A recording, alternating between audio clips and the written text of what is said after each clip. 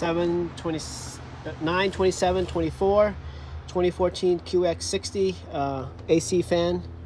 AC fan was bad. When you turn it on, it vibrates. So to do this job, make sure you take off this computer and then move these connectors on the side, or move the connectors to the side is the very minimum you need to do, because this is the bad boy that's going to clog up everything here. And then the battery tray doesn't really need to come out, that can just stay like that. And then don't tighten these bolts too hard, it might strip. And then make sure you tie this radiator fan back, that's very helpful.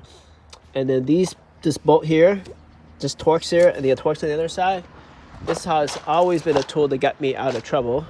It's called Sunex.